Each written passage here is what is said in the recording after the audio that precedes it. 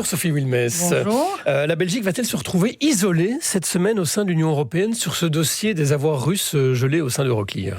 Ça, nous le verrons bien. En tout cas, ce qu'on sait avec certitude, c'est que jusqu'à aujourd'hui, parce qu'il y a encore des négociations cette semaine, les propositions qui sont faites par la Commission européenne sur ce fameux prêt de réparation ne rencontrent pas les inquiétudes légitimes de notre Premier ministre. Et donc, nous verrons comment ce dossier évolue. J'entends aussi que d'autres pays commencent également à émettre des doutes. Donc, Dieu seul sait ce qu'il en sera. En quoi, justement, c'est symbolique, ce dossier? Les 27 pourraient, à un moment donné, tordre le bras justement à la dynamique européenne et isoler la Belgique?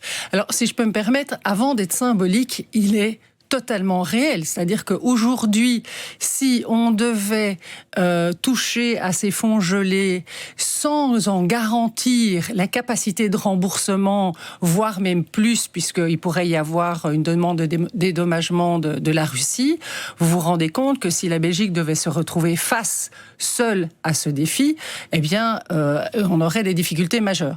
Donc ça, c'est pour la réalité. Et donc, vous soutenez le Premier ministre belge, Bart De Wever, dans sa logique? Mais complètement, complètement. Et ce dont il faut bien se rendre compte, c'est que la Belgique n'est pas du tout contre le fait d'aider l'Ukraine. Au contraire, on est dans les 10 premiers pays européens à aider l'Ukraine et on veut que ça continue. La question, c'est de savoir comment. Et dans le comment, évidemment, il y a une série de garanties à pouvoir donner. Mais donc, on pourrait forcer la main aux Belges et à un moment donné avoir un vote, non pas la majorité totale, la majorité qualifiée, toute simple, et isoler la Belgique. Oui, effectivement, c'est une possibilité théorique qu'on entend de plus en plus. Et là, je dis quand même, attention, il y a d'une part ce que l'on peut faire de manière théorique dans ce type d'exercice, puisque on convoque en fait l'état d'urgence. Et donc, dans l'état d'urgence, à la majorité qualifiée, j'entends bien. Mais d'un autre côté, faire porter quelque part un risque disproportionné par rapport aux autres États membres à un seul État, en lui forçant la main, en le contournant, là je dis quand même attention. On ne peut pas demander à un État de faire ce que soi-même on ne ferait pas. Vous avez été Première ministre au sein de ce Conseil européen, vous voyez l'évolution de la manière avec laquelle l'Europe prend ou pas des décisions. Justement sur ce dossier ukrainien, est-ce que c'est pas symbolique la manière dont l'Europe ne sait plus décider ? Alors, je ne sais pas si l'Europe ne s'est plus décidée parce qu'elle décide quand même à tour de bras sur d'autres sujets, mais moi je trouve que ça dit quand même beaucoup sur la qualité des relations entre les États membres et le manque de solidarité. C'est-à-dire que là, de nouveau, on se trouve en face d'États membres qui demandent à la Belgique de faire quelque chose qu'ils ne feraient pas eux-mêmes. Quelle est la voix de l'Europe en ce moment? Vous êtes vice-présidente du Parlement européen. Est-ce que dans le monde qui vacille pour l'instant, notamment sur ce dossier-là, mais sur plein d'autres, l'Europe a encore une voix? Je pense que l'Europe a encore une voix. Elle n'a pas encore une voix assez ferme, assez forte. On le voit sur différents dossiers. On le voit aussi, par exemple, lors de quand les États-Unis ont sorti leur rapport stratégique national, donc leur objectif, quelles étaient leurs visions sur la sécurité nationale. On a un Parlement qui s'est exprimé de manière extrêmement forte. La présidente de la Commission et les autres autorités de l'Union ont été beaucoup plus doux, un peu trop doux. Donc oui, il y a une voix, oui, elle devrait être plus forte, ça c'est certain. Sur cette note stratégique justement du président américain, votre président de parti, Georges-Louis Bouchet, s'est exprimé au Parlement fédéral. On va écouter un extrait parce qu'il a fait réagir l'Assemblée. Oui, j'assume complètement que ce rapport, j'aurais pu l'écrire. Oui, Madame l'Europe, ce rapport dit vrai lorsqu'il dénonce le fait que l'Europe est en train de disparaître de la scène internationale. Eh bien oui, vous savez, ça ne me pose aucun problème. Et les applaudissements qu'on entend, ce sont ceux de l'extrême droite et du Vlaams-Belang. Comment vous avez réagi quand vous avez entendu cet extrait, Sophie Wilmès? Alors, d'abord, on a déjà eu des discussions en amont, évidemment, au sein du parti là-dessus. Et il y a une différence entre dire j'aurais écrit ce rapport de telle manière dans son entièreté ou de dire je fais la même analyse sur la difficulté de l'Europe de se mettre en marche. Alors, sur ce qu'est le positionnement de Trump à l'égard de l'Europe qui est méprisant, insultant et qui n'a qu'un seul objectif, péjoratif, c'est de diviser pour mieux régner. Évidemment, je ne m'inscris pas du tout là-dedans. Par contre, ce qui est vrai aussi, c'est que ce dont l'Europe souffre aujourd'hui, c'est d'un manque de rapidité et d'agilité dans sa réponse aux problèmes auxquels nous devons faire face. Qu'est-ce que je veux dire par là ? On a eu le fameux rapport Draghi au mois de septembre. On est, selon certaines études, seulement à 11% d'implémentation.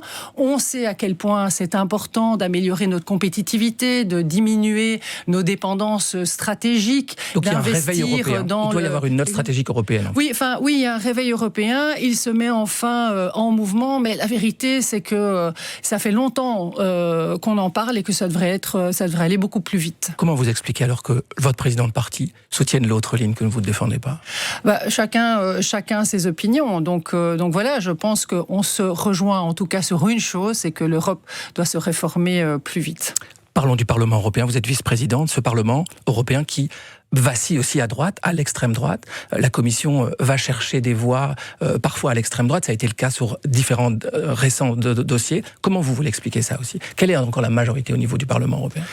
Alors, en fait, ce Parlement-ci a une particularité, c'est que le plus gros groupe de ce gouvernement, qui est le PPE, sont les chrétiens-démocrates, peuvent choisir de faire leur majorité avec des partis pro-européens, qui sont Renew, les libéraux et les socialistes, ou peuvent choisir de faire des majorités avec la droite et l'extrême droite.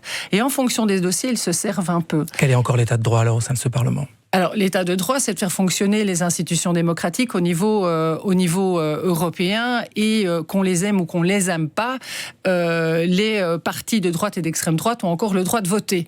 Ce n'est pas pour autant que j'estime personnellement qu'il est une bonne chose de le faire. Pourquoi ? Parce que voter avec l'extrême droite ou travailler avec l'extrême droite, c'est à la fois une faute morale et une faute politique. Morale pour des raisons que vous comprenez très bien, mais aussi politique, parce qu'en fait, vous allez légitimer des partis qui n'ont qu'une seule ambition, c'est de voir se démanteler l'Europe. Ce sont des partis qui aussi, pour la plupart, sont russophiles et dans les conditions qu'on connaît actuellement, ça n'est vraiment loin d'être optimal. Parce que le Parlement est en train de s'emparer de différents textes qui sont en train ou de faire des marches arrière ou de lisser aussi des textes qui ont été déposés lors de la législature précédente. C'est le cas notamment d'un dernier cas qui s'appelle le devoir de vigilance sur des questions sociales, environnementales vis-à-vis des entreprises. Et là, c'est avec l'extrême droite que ça passe. Donc on est en train de faire des marches arrière sur les textes qui faisaient l'axe central de l'Europe, le Green Deal ou d'autres textes de compétitivité.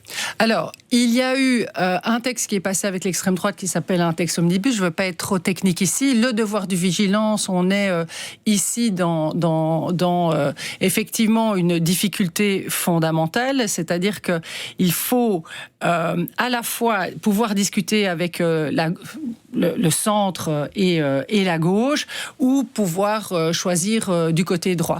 Et on avait sur l'omnibus, parce que c'est de ça dont on parle, l'omnibus, on avait la possibilité d'avoir un texte qui était assez équilibré avec la gauche. Et qu'est-ce qui s'est passé ? C'est la gauche qui a décidé en définitive de refuser le texte. Raison pour laquelle le PPE s'est retourné sur la droite et l'extrême droite. Et ce que je pense, c'est que ce système va se répéter malheureusement. Et on fait des marches arrière pour l'instant sur les grands axes qui avaient été dessinés lors de la législature précédente, notamment le Green Deal ? Alors il faut bien comprendre une chose. Je pense qu'on a un devoir du droit d'inventaire. On a fait énormément de législations qui parfois sont contradictoires ou même trop lourdes pour les entreprises. Et on se retrouve en face de deux camps. Un camp qui nous dit, quand vous faites ce devoir d'inventaire et que vous rectifiez les choses, vous êtes des climato-sceptiques, vous faites des marches arrière. Et un autre camp qui dit, eh bien non seulement on va revoir les choses, mais on va tout déréguler. Et pour nous, l'EMR, eh bien, c'est la nuance, c'est le travail au milieu, au centre, qui dit que nous devons revoir les textes pour faire en sorte qu'ils soient soutenables pour les entreprises, mais aussi pour les personnes, sans déréguler à tout crin. Sophie Wilmès, parlons de la situation belge, fédérale. Une batterie de réformes est en train de se mettre en place aux différents niveaux de pouvoir. Là aussi, est-ce qu'on est dans la nuance, dans la mise en œuvre de ces réformes ? Dans la mise en œuvre des réformes au niveau belge. Vous voulez dire ? Évidemment. Écoutez, vous savez... Aujourd'hui, la situation budgétaire de notre pays, la situation en termes de perte de compétitivité est vraiment criante et demande de prendre des réformes qui sont importantes et qui sont dures. Et quand on prend ce type de décision et quand l'Arizona, le gouvernement actuel a pris les décisions qu'elle a prises au dernier contrôle budgétaire, je pense qu'elle ne l'a pas fait de gaieté de cœur. Mais gérer, gouverner, c'est aussi faire des choses difficiles, les assumer derrière et les expliquer. Qu'est-ce que vous dites alors aux gens qui ne comprennent pas ces réformes ? Eh bien, je leur dis exactement ce que je viens de vous dire. La situation exige que nous prenions des décisions qui sont difficiles et c'est à nous, le monde politique, de les expliquer avec calme et pédagogie. Votre président de parti fait l'objet de paratonnerres par rapport à ces réformes. Il fait face à de nombreuses critiques. Est-ce que c'est la manière dont ces réformes sont présentées et non pas le fond qui pose parfois souci selon vous ? Mais moi, je peux tout à fait comprendre que ce soit la population ou certains syndicats pensent que ces réformes ne sont pas appropriées et qu'elles ne sont pas ce qu'ils auraient fait eux-mêmes. Avec une différence cependant, c'est qu'il y a eu des élections, il y a des partis qui sont montés au gouvernement, qui ont fait un accord de gouvernement et qui ont reçu un mandat de l'électeur pour y travailler. Et donc c'est à eux de prendre ses responsabilités, c'est à eux de prendre ses choix. Chacun doit jouer son rôle. Le premier rôle du monde politique, c'est de prendre ses responsabilités dans la gouvernance pour inscrire la Belgique dans une trajectoire budgétaire et économique qui soit meilleure que celle qui est la nôtre actuellement. Et effectivement, ce faisant, prenant parfois des décisions qui sont difficiles. Est-ce que vous savez faire face à cette polarisation de la société ? En tant que représentant politique, comment vous voyez la chose ? Qu'est-ce que vous voulez dire par là ? Une société qui se polarise de plus en plus, notamment sur le front politique, les réformes, mais de manière générale. Alors moi, en tant que... C'est plutôt une question de personnalité. Moi, je suis une personnalité plus centrée. J'aime le débat, j'aime le travail d'équipe, j'aime l'échange des points de vue. Et c'est vrai que de faire face à ou des comportements politiques ou des comportements syndicaux, etc., qui ont un malin plaisir à opposer les gens les uns aux autres de plus en plus fortement, ça me pose un problème majeur, ça c'est clair. Et c'est la responsabilité des personnalités politiques justement de faire face à ce... Ça n'est pas que la responsabilité des personnalités politiques, je pense que c'est la responsabilité de tous et de chacun d'entre nous, aussi par exemple sur les réseaux sociaux. Parlons de Bruxelles. Vous avez été élu justement, fait campagne durant de nombreuses années en région bruxelloise. Quel regard vous posez sur la situation, sur le blocage, sur le scandale aussi, on peut dire quasiment, hein, le fait que 500, plus de 500, je ne sais plus même plus où on en est. 550 et un peu plus, je crois, 553 je pense. Mais c'est totalement, vous parliez de l'incompréhension des gens, je pense que ça c'est une des choses que les gens ne comprennent pas. De nouveau, il y a une élection, les partis politiques ont reçu un mandat, alors le mandat ce n'est pas seulement d'être élu, c'est aussi derrière de faire le job. Et faire le job c'est quoi ? Se mettre à table et faire des compromis. Et quand vous avez en face de vous des partis qui refusent tout net de négocier avec d'autres, alors que c'est l'ensemble de ces partis sont les socialistes avec la NVA. Je pense par exemple aux socialistes avec la NVA, alors que l'ensemble de ces partis sont et restent dans le champ démocratique. Évidemment que vous rendez l'équation impossible. Et je pense que c'est une très très lourde responsabilité qu'ils portent. Le fait que le MR soit évincé à Bruxelles aura des conséquences sur les autres dynamiques, aux autres niveaux de pouvoir, selon vous ? Alors, ça en aura certainement dans le sens où on a quand même un partenaire de majorité qui décide de s'allier avec un gouvernement sortant qui a été lourdement sanctionné d'ailleurs lors des élections. Et donc, évidemment, il y a une forme de coupure dans cet attelage. Ceci étant dit, Bruxelles est Bruxelles, le fédéral est le fédéral et la Wallonie est la Wallonie. Il faut raison garder. Danger, vous direz pour l'instant. L'institution, la région bruxelloise est en danger. Ah, moi je suis convaincue, mais vraiment convaincue, que ce qu'on nous propose ici, c'est exactement ce dont Bruxelles n'a pas besoin. C'est-à-dire quoi ? Bruxelles a besoin de stabilité et de réforme, et l'attelage qu'on propose ici n'offre ni l'un ni l'autre. Merci beaucoup Sophie Wilmès, interview à réécouter sur Ovio et en podcast. Merci à vous Thomas Gadis.